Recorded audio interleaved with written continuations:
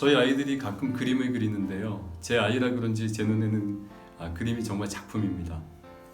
가만히 아이가 그린 그림을 보면 이전에 자기가 경험하고 본 것을 그려내더라고요. 그래서 그림을 보다 보면 아이들의 생각과 마음을 알 수 있습니다. 오늘 시편 23편도 한 폭의 그림을 보는 것 같습니다. 넓고 푸른 초장 위에 한 목자가 미소를 띠며 어린 양 한 마리를 안고 있는 그런 그림이요. 마찬가지 그 그림을 통해서 우리는 다윗이 경험한 하나님을 엿볼 수 있습니다. 그의 인생 속에 하나님은 어떤 분이셨는가? 시인은 이렇게 소개합니다. 여호와는 나의 목자시니 내게 부족함이 없으리로다. 모자람이 없고 충분하다는 것이죠. 그러고 보면 지금 우리가 사는 세상은 늘 넘치고 충분하지는 않았던 것 같아요. 그렇죠. 우리가 사는 것 자체가 힘들고 부족함은 늘 따라다닙니다. 재정도 실력도 늘 부족하죠. 또 살면서 나라는 사람이 얼마나 부족한지 역시 알게 돼요. 사랑도 부족하고 배려도 부족하고 무엇보다 인내가 많이 부족합니다. 그런데 오늘 다윗은 자신의 생애를 이렇게 쭉 돌아보면서 모자람이 없었다, 부족함이 없었다라고 고백하는 거예요. 여러분 정말 다윗의 생애를 돌아보면 정말 부족함이 없었을까요? 여러분 다윗이 이 고백을 할 때에는 사실 의미가 있습니다. 왜냐하면 자신이 목자였기 때문입니다. 다윗은 누구보다 양이 어떤 동물인지 잘 알고 있었어요. 어리석고 앞을 잘 보지 못하고 고집이 센 그 양이 바로 자신인 것을, 그리고 그런 자신을 때가 되면 물가로, 때가 되면 목초지로 데리고 가서 목을 축이고 풀을 뜯겼던 분이 하나님이신 것을 깨달은 것입니다. 사실 우리의 인식 속에 이 시는요, 목자와 양떼가 평온하게 쉬는 모습이 떠오릅니다.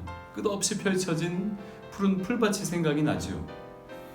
그러나 여러분 실제 팔레스타인 지역에는 그렇게 넓고 푸르른 초장이 없었어요.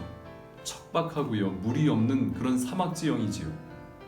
그래서 성경을 이렇게 보다 보면요, 늘 목자는 양떼를 데리고 이동해가는 그림을 볼 수 있어요.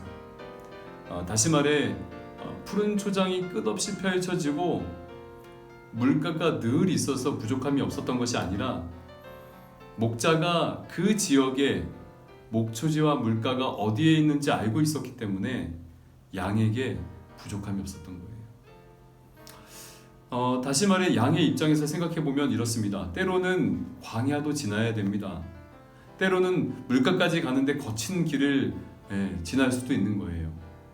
그러나 목자만 따르면 끝내는 먹을 수 있고 마실 수 있었던 것이죠. 그래서 부족함이 없었던 것입니다. 정말 그래요. 다윗은 누구보다 굴곡지고 영화 같았던 생애를 살았습니다.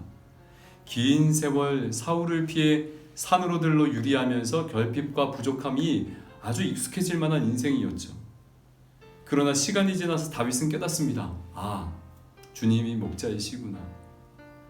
그때는 힘들었지만 그러나 분명히 때가 되면 먹이시고 입히셨구나.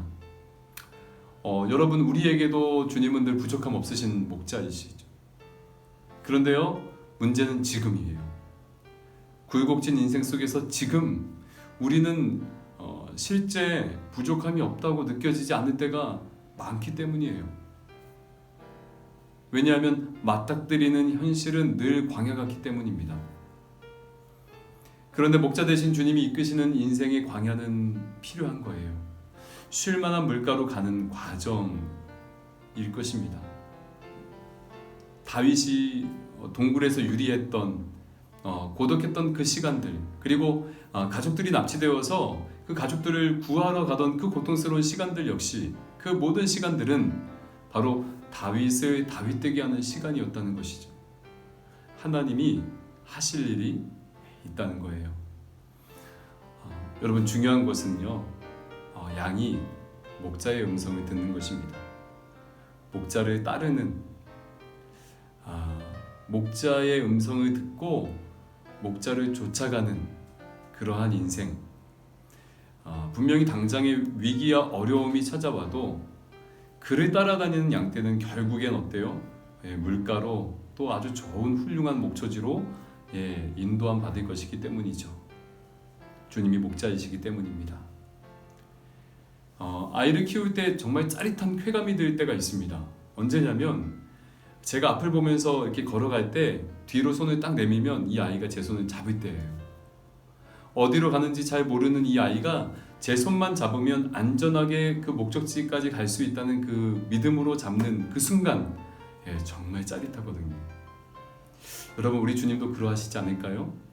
주님이 가장 선한 길로 인도하실 줄 믿고 그의 손을 딱 잡을 때 주님 짜릿하실 것 같아요. 그의 음성을 듣고 순종할 때 말입니다. 그러면 주님이 우리를 가장 선한 길로 분명히 인도하실 것입니다. 의의 길, 선하신 그 주님의 길로 우리를 이끄시는데 바로 우리 주님은 부족함이 없으신 분이기 때문이죠. 때로는 목초지와 물가로 가기까지 어려움이 있을 수 있어요. 생각지도 못한 그런 고난이 닥칠 수도 있습니다. 그러나 여러분, 목자 되신 우리 주님만 붙들고 있으면 부족함이 없으신 우리 주님이 분명히 가장 좋은 곳으로 인도하실 것입니다.